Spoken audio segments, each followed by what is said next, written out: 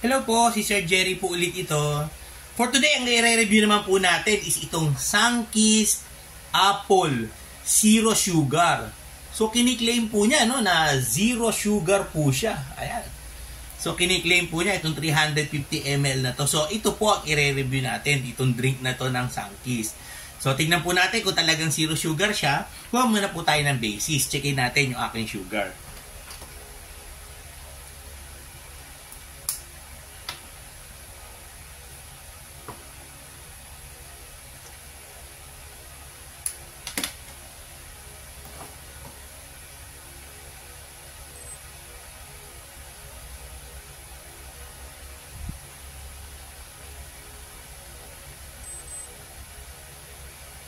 Ayan, medyo mataas kasi yung sugar natin ngayong oras na to dahil tanghali, at medyo napadami po yung kaya natin ng tanghalian. So, ang aking sugar po ngayon is 169.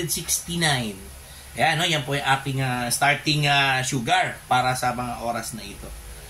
Okay? So, check-in po natin, tingnan po natin kung talagang zero sugar itong Sunkist Apple na ito. Ayan, tikman nga natin.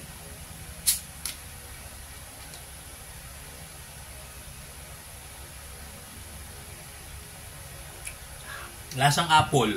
Pero hindi po siya matamis. Talagang tubig po siya na lasang apple. Ayan, ganyan kasi nga po siya, 'di ba? Parang sparkling apple flavored water drink. Ayan. Okay, so ubusin ko lang po muna ito. Tapos po balik tayo after 1 hour. Check po natin yung aking sugar. Okay, so habang naghihintay po tayo, baka gusto nyo pong may mabubuting puso po dyan na mag-donate po sa atin, ating glucose strips, tsaka lancet na magagamit po natin sa ating review. O kaya baka meron po kayong i-request na review. Tumatanggap po tayo ng donations to ating GCash sa 0967-190-0407.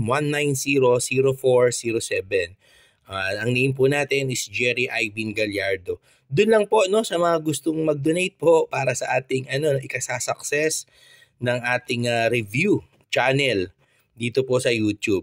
Okay, yan po yung ating GCash number. 1 hour later.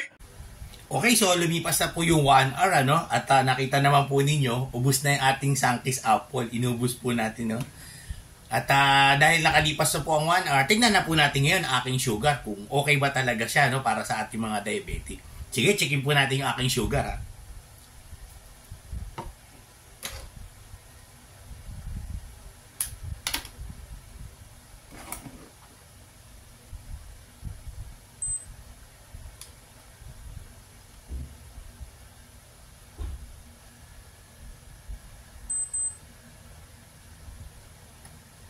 Ayun, So, talagang maganda nga siya, Kasi kanina po ay 169 yung ating sugar. So, nung uminom po tayo nitong Sunkist zero sugar na apple flavor, is naging 161.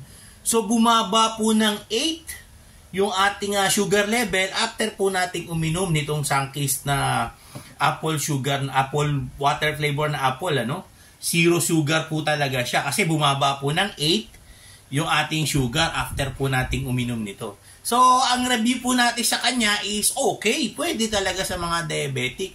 Kung kayo po ay nagsasawa na sa katutubig, alam naman natin hindi pwede sa ating mga diabetic yung soft drinks.